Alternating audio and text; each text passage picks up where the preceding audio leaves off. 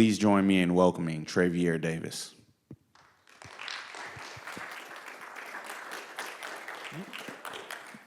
Okay, so I was trying to be fashionable for you all since I had the little fashion talk, so I had the little cool thing in the ear, but it just didn't seem to work for me. And sometimes that seems like the story of fashion itself. Sometimes things work for others that don't work for us. But before I get into this fashion talk, by show of hands in the room, who today here has on clothes? Yeah, there we go, yeah. Now, what's cool about that is I got to prove my point a little bit early in the conversation. Fashion connects. There's never really been a time where you agreed with everybody in the room, right? Yeah, I gotcha. So the next thing is, the only other time you probably would is if somebody did not raise their hand for that question. And I'm pretty sure we'd all voted to kick the streaker out of here. So I know you're wondering, who is this guy, this debonair, handsome, very well-dressed guy in front of you, talking to you about how we can make fashion change the world in a sense.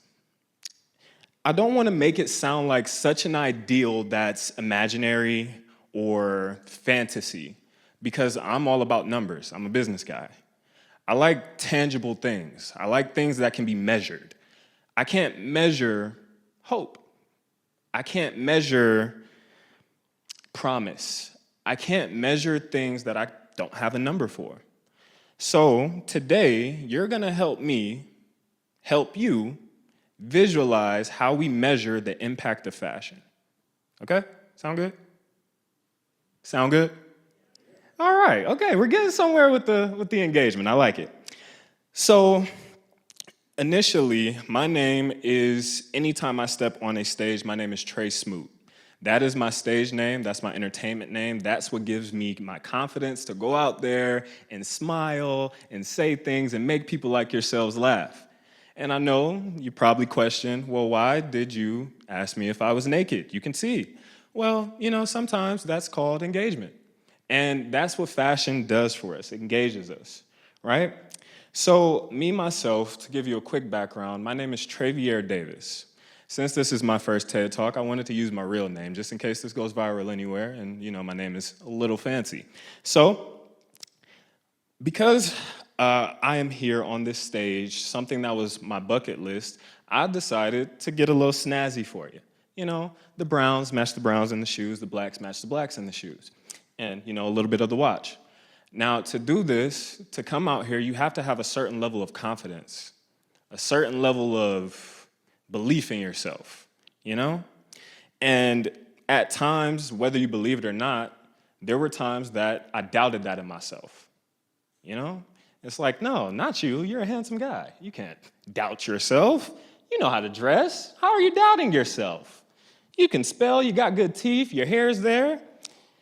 But sometimes things go deeper than just the surface. They go deeper than the clothes that we wear. But I'm able to stand here on this red circle to talk to people like you because of, and this might sound weird, the clothes that I wear.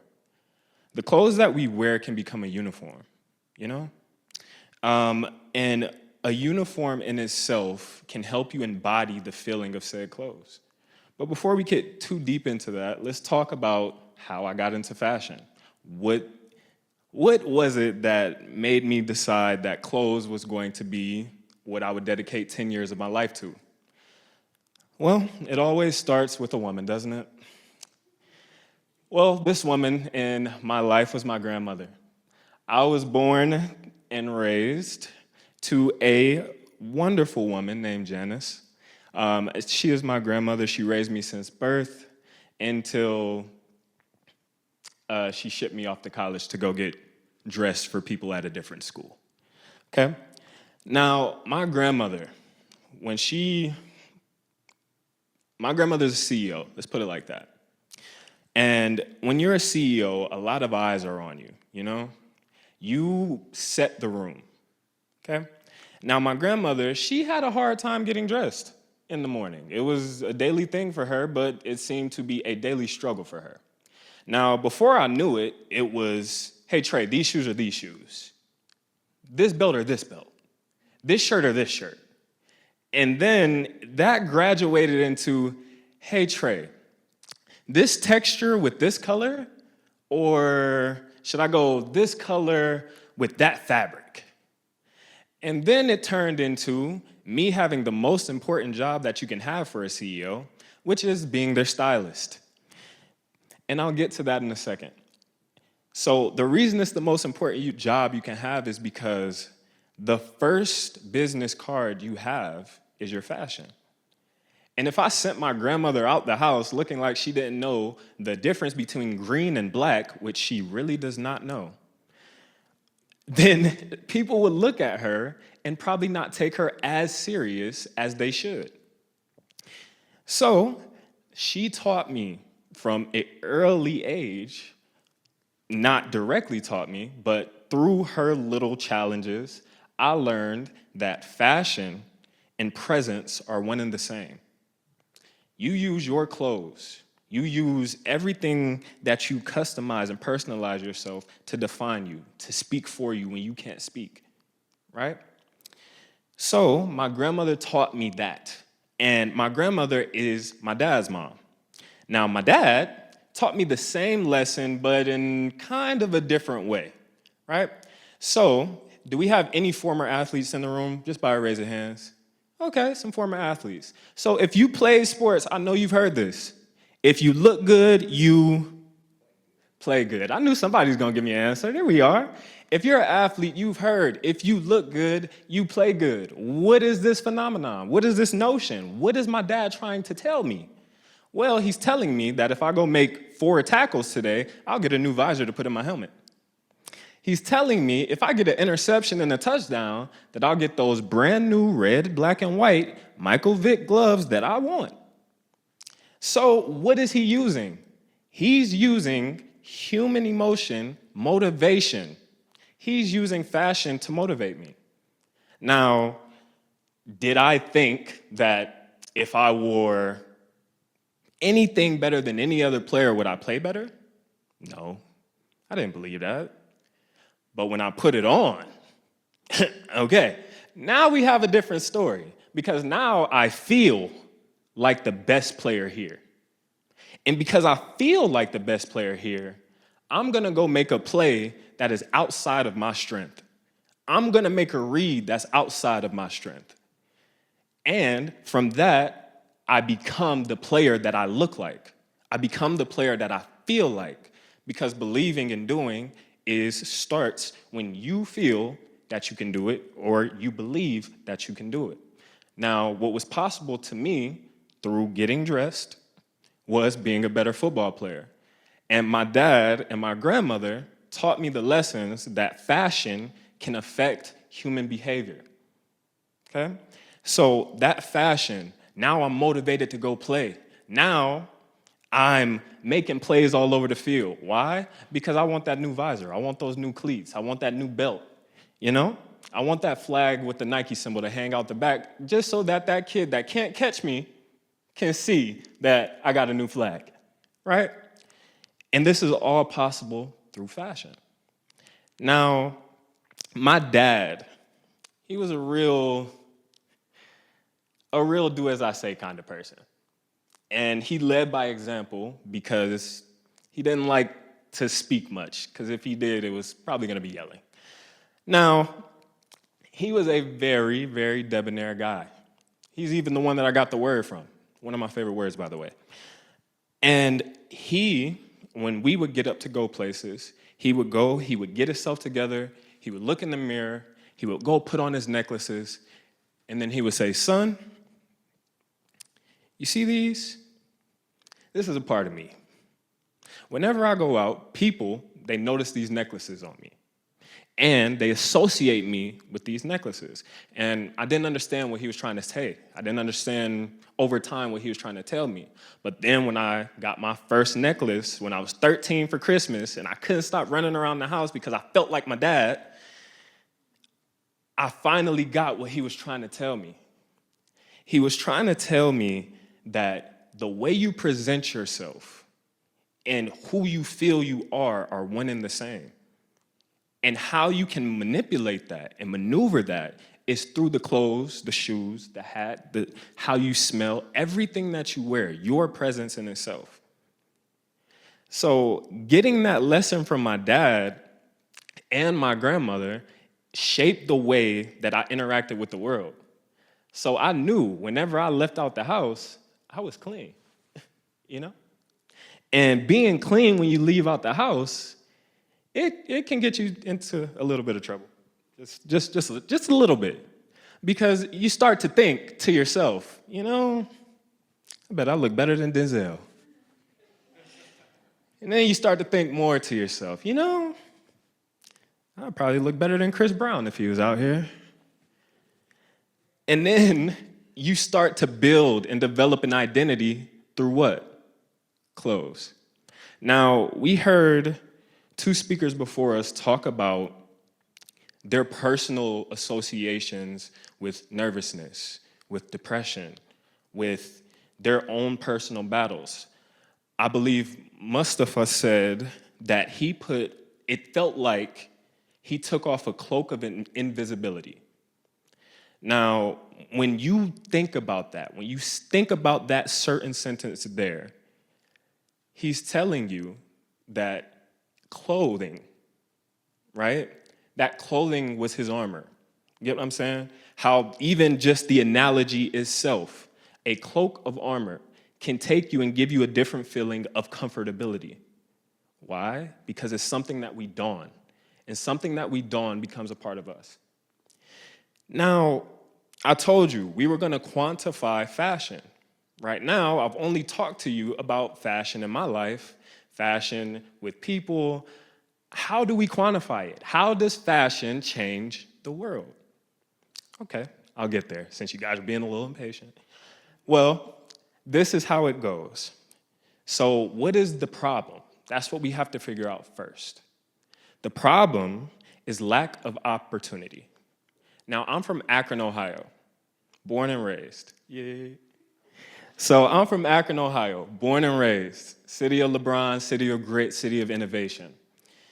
And in that city, there is an extreme focus on what you wear, right? It shapes how people interact with you, okay? Now, when I say lack of opportunity, let's think of economics, okay?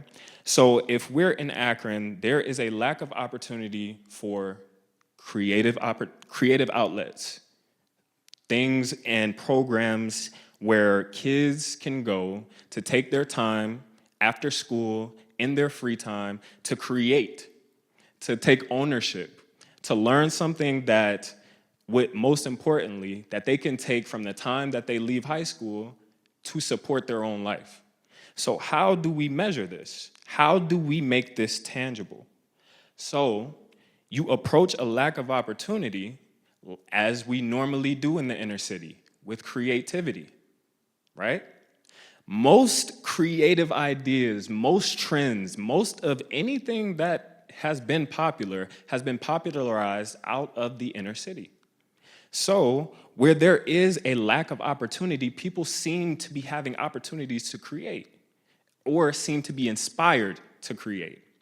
So in that same sentiment, that same sense, if there is a lack of opportunity, creativity will show, right?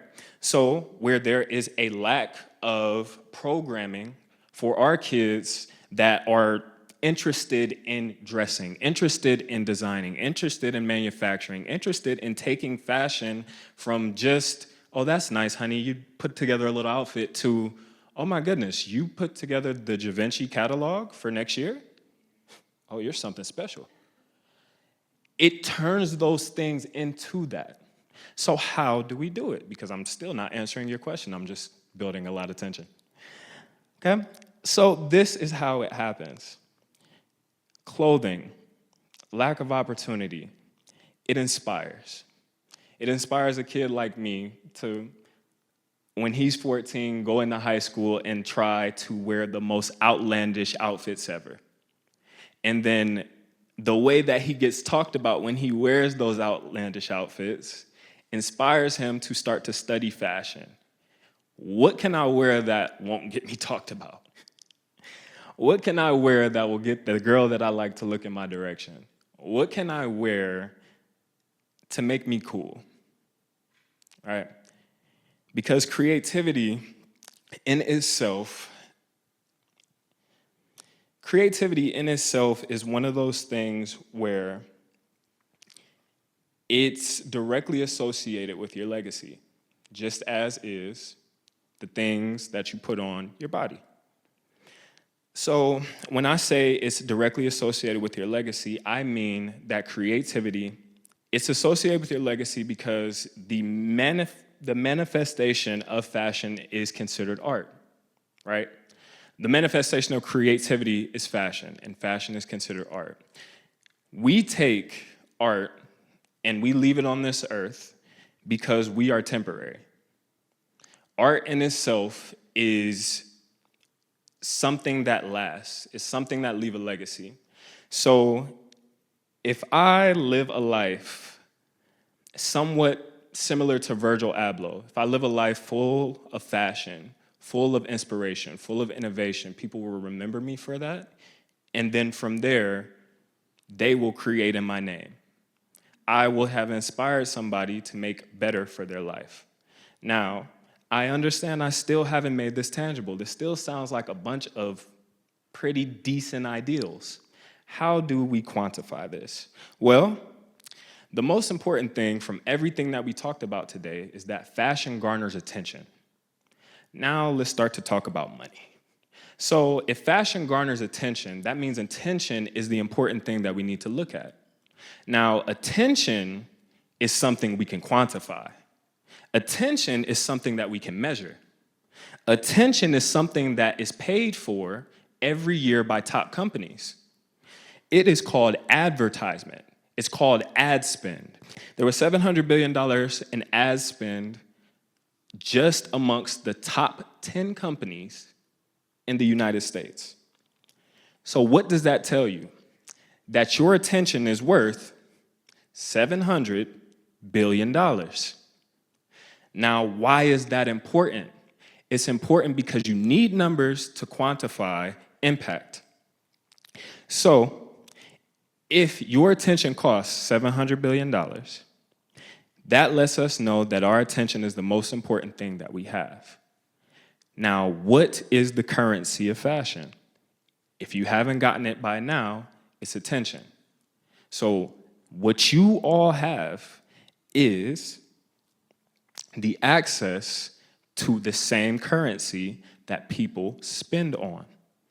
They're spending for your attention. So how do we make this to where we can impact and grow said impact?